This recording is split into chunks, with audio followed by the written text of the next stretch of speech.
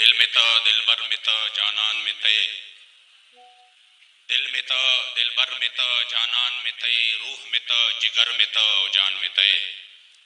زما مشک و عنبر نشت بے لتانا، مشک میں تا عنبر میں تا ریحان میں تے. او نہ میں درشت بے لتان نہ میں داروشتا، درد میں تا دوا میں تا دردمان میں تے. یا رسول اللہ استا پمینک میں دین و ایمان اولید، دین میں تا ایمان میں تے. او دا محمد امین زلطا پا منگل یوڑو، شوق میں تا او ذوق یوڑو، شوق میں تا او ذوق میں تا جانان میں تے. جو موضوع مجھے ملا ہے وہ ہے پاکستان بنایا تھا اور اب پاکستان بچانا ہے.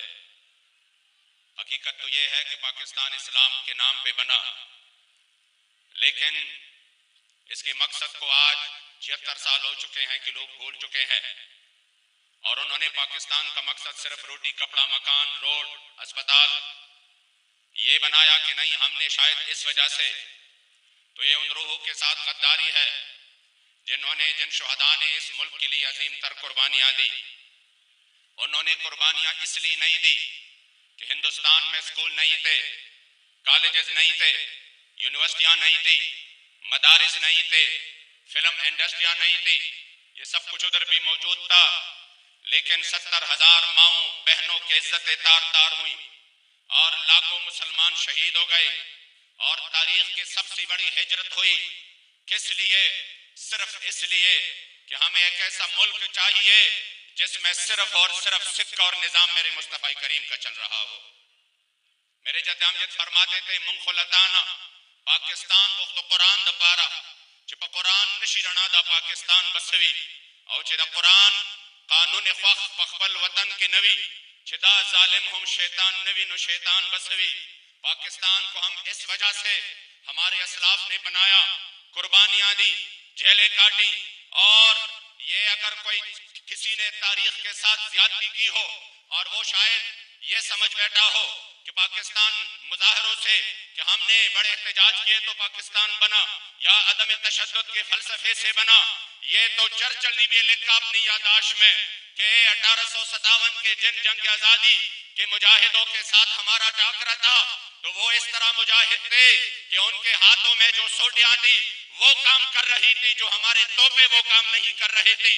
تاریخ اس پر گواہ ہے کہ پاکستان آزاد ہوا ہے، انگریز یہاں سے بھاگا ہے تو وہ کسی ریفرنڈموں کی وجہ سے نہیں، وہ کسی بھی احتجاج کی وجہ سے نہیں، وہ عدم تشدد کی فلسفوں کی وجہ سے نہیں. اگر پاکستان سے انگریز بر صغیر پاک و ہند سے بھاگ چکا ہے تو وہ صرف اور صرف مجاہدین کی جذبہ جہاد سے بھاگا.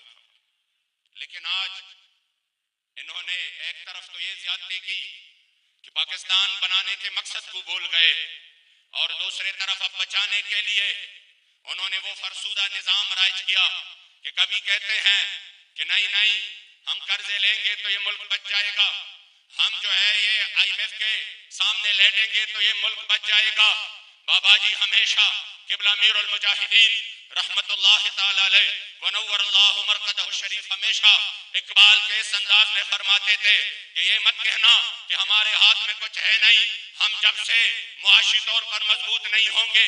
آپ فرماتے تھے سبب کچھ اور ہے تو جس کو خود سمجھتا ہے، زوال بندے مومن کبھی زری سے نہیں، اگر جہاں میں میرا جوہر آشکار ہوا قلندری سے ہوا ہے تونگرے سے نہیں. اگرچہ زر بھی ہے دنیا میں قاضی الحاجات جو فقر سے ہے میسر تونگری سے نہیں. اگر جوان ہو میرے قوم کے جسور و غیور تو قلندری میری کچھ کم سکندری سے نہیں.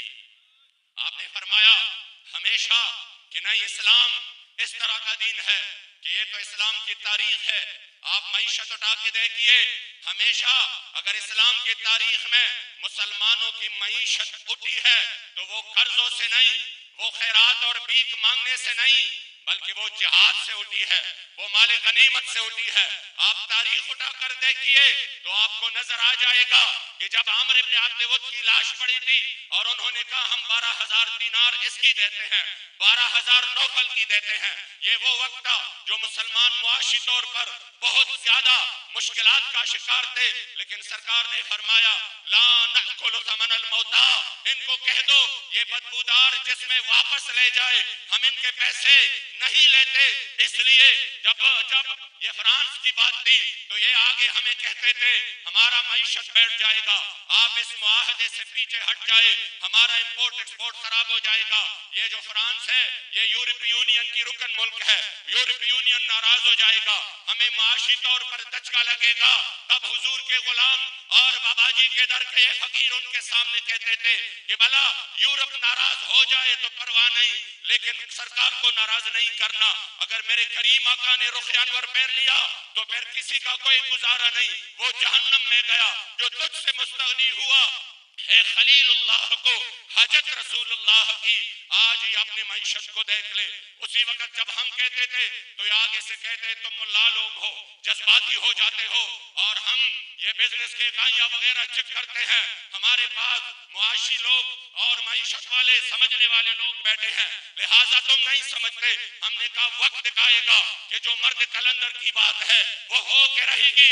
حضور کے سامنے آ جاؤ, حضور کے در پہ آ جاؤ, تو آیا نظر تے کیوں بد نصیبہ, ہزارہ رنگا وچ رنگے دے محمد. اگر آج بھی یہ پاکستان کو بچانا چاہتے ہیں تو اس کا صرف اور صرف ایک ہی حل ہے, اور وہ یہ ہے کہ اسلام کی طرف آ جائے, اسلامی نظام کی طرف آ جائے. یہ جو انہوں نے مصنوعی محبتیں ہمارے دلوں میں ڈالنے کی کوششیں کی ہے, بخدا مجھے یاد ہے کہ جب پرویز مشرف کی دور سے سب سے پہلے پاکستان کا نعرہ لگا, یہ بڑا دلکش نعرہ تھا, ہر کسی کے دل کو بارہ رہا تھا, لیکن میں نے اسی وقت دیکھا کہ ایک مرد کلندر نے اس کا مقابلہ کیا. انہوں نے کہا اس طرح نہیں ہے, اس کو کہتے ہیں کلمت حق ارید بہا الباطل. یہ پاکستان کی محبت میں نہیں کہہ رہے بلکہ یہ اسلام سے عداوت اور دشمنی کی وجہ سے کہہ رہے ہیں. سب سے پہلے اسلام ہے. اسی وقت شاید یہ نعرہ لوگوں کو حب الوطنی نہیں لگ رہا تھا, دہشت گردی اور انتہا پسندی کا نعرہ لگ رہا تھا, لیکن آج تاریخ نے ثابت کر دیا. اگر آپ نے دیکھا ہو اس معصوم فلسطین کے بچے کو جس کے اوپر وہ ملبہ گرا ہے اور اتنی سوراخ رہتی ہے, اور اس سوراخ میں اس چھوٹے بچے نے اپنے چھوٹے ہاتھ باہر کیے ہوئے ہیں اور حسرت بری نگاہوں میں 57 مردہ ممالک کو دیکھ رہے ہیں کہ تم اپنے سرحدوں میں خوش ہو. تمہیں یہ اندازہ نہیں ہے, تم تو اس پر خوش ہو کہ میرے سرحد پر ابھی فوج نہیں آیا, لیکن یاد رکھنا ارشاد نبوت میں وطن اور ہی کچھ ہے, گفتار سیاست میں وطن اور ہی کچھ ہے. یہ میرے چھوٹے چھوٹے ہاتھ ہوں گے, اگر آپ کے گریبان ہوں گے تیاری پکڑ لینا, خدا کی قسم تحریک لبیک ان چھوٹے ہاتھوں سے اپنے گریبان کو بچانے کے لیے آج میدان میں ہے, اور یہ عزم کر رہا ہے کہ بھلے ہمارے جانے چلے جائے, ہم سب مٹ جائے, لیکن جب ہم نے بابا جی امیر المجاہدین کے آواز پر لبیک کہا ہے تو اسی پر اپنی بات سمیٹ لوں گا کہ وہ ہم نے رسمن نہیں کہا. شرع جامی نے اس کا معنی لکھا, اقیم